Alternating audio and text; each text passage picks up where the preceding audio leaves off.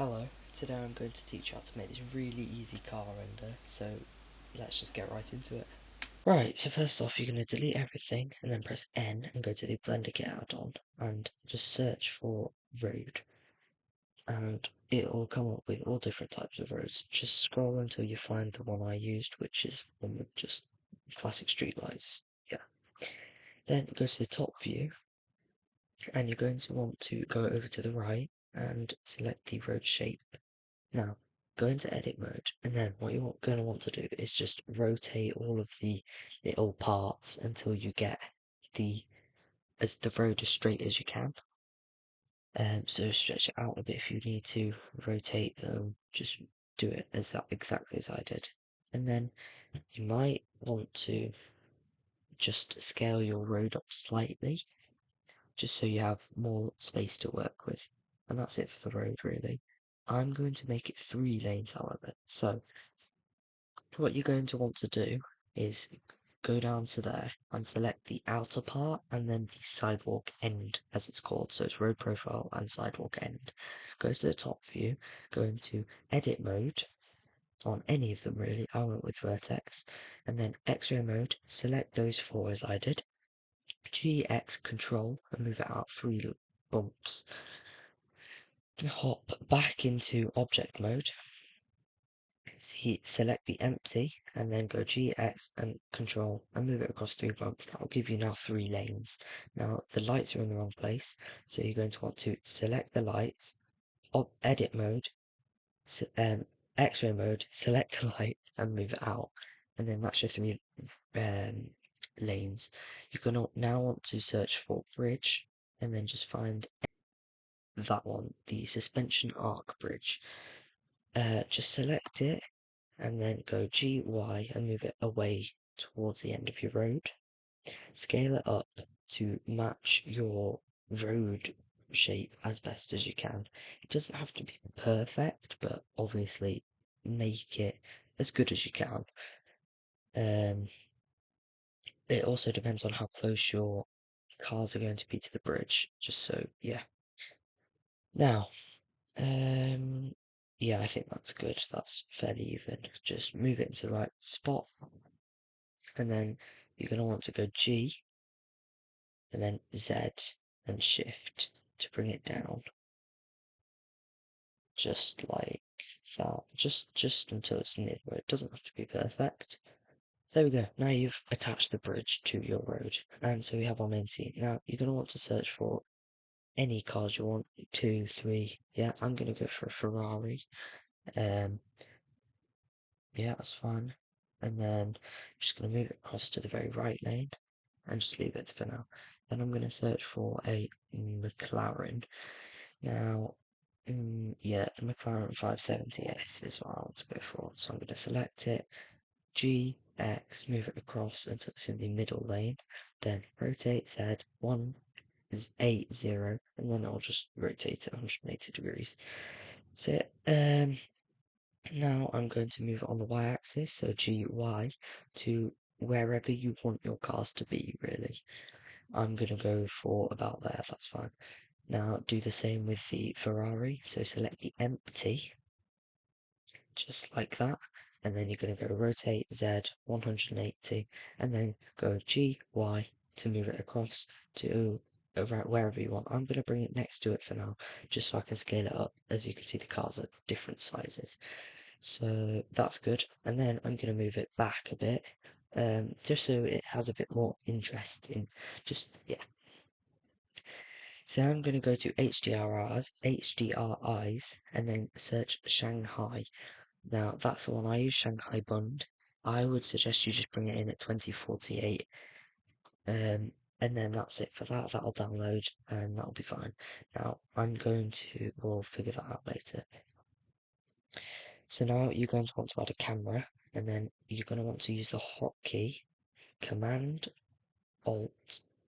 So adjust your camera to where you want, and then go Command Alt 0.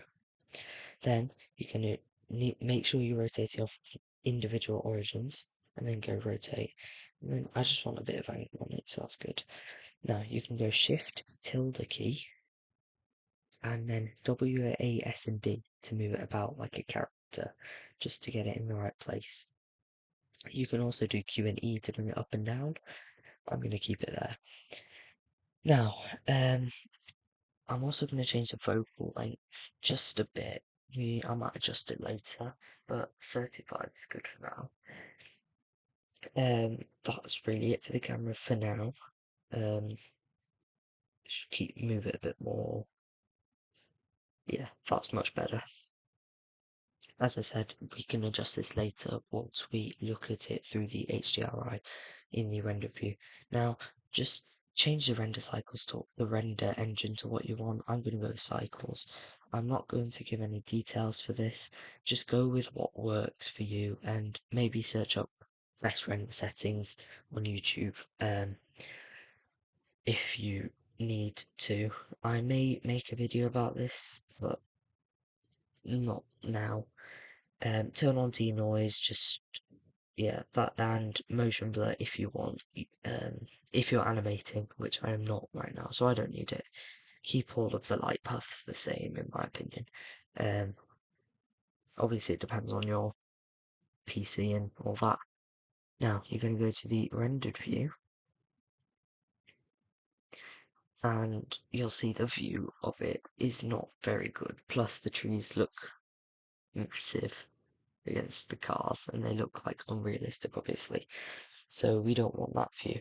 So you're going to select all with A, and then you're going to rotate. So R, Z, and then just type in 180, and then that will give you a nicer view of Shanghai. It has more of the city with all of its lights and all that. It just looks better. Obviously, you can use a different HDRI if you want. I like this one though. So then you're just going to rotate on the Z axis and just get the city where you want it in your frame. I'm going to keep it towards the left. I think that's quite a good place for it. So yeah, just left click, put it where you want. You can have the city right in front of your bridge, or like to the right or to the left. It does not matter. Do what you think looks best. I think that's good, but there is actually sometimes a few people showing up in the image, so you need to go rotate X, and then you need to just bring it up a bit because some people's heads might be showing, and that will completely ruin your image. So just rotate X and bring it up very slightly, just until you can't see their heads, and nobody will ever notice. So yeah, that's it for that. I'm just adjust it, as I said, however you like. Yeah, I like that. And then go to the world settings, and then just change the strength of the HDRI down to 0.5. That will give it a bit of a nicer look, in my opinion. Head into the shading tab, and then separate. You want to select the tail lights and separate the object. And then you can add a bump node, a Voronoi texture node, and then with the node wrangler add-on enabled, you're going to press Control T, and that'll give you a mapping set with a texture coordinate. Just change the generated to object and to vector in the mapping, then vector to vector, and then distance to height, and then just change the strength of the bump down to like 0.3, like I did. And then change the base color of the principled BSDF to a red, a tail light color, and then also drag it down to the emission. So that will give your tail lights an emission color. And then you'll want to turn the emission strength up. And then connect the bump to the normal in the principled BSDF, and that is it. So now just save, and then you can render out your image right now. As next we'll do compositing. So render out your image, just like I've done, and then go to the compositing tab, click backdrop, and add a viewer node. Now you're going to want to connect the image to the, just connect the image on the, yeah, to both, and then you can go shift, drag right click, and it will give you that little point.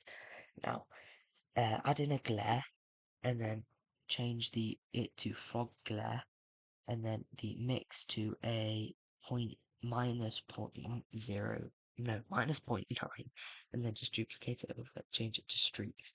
Then you're just going to want to adjust to the settings I did. So same with the minimum to 0.095, yeah, and threshold 0.25.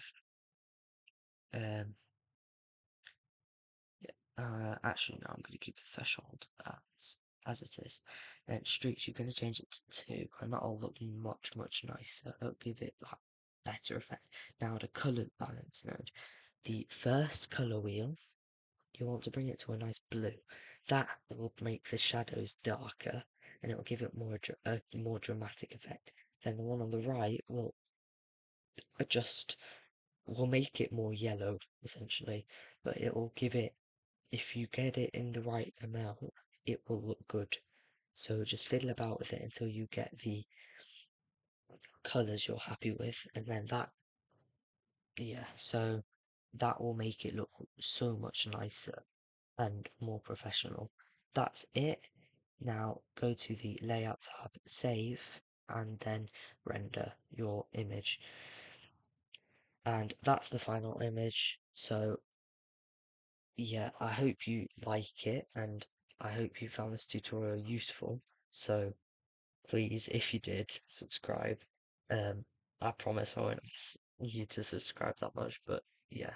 So, if you want, also please put in the comments any suggestions of what I should make, and I'll make a tutorial on it. So yeah, thank you so much. Have a good day.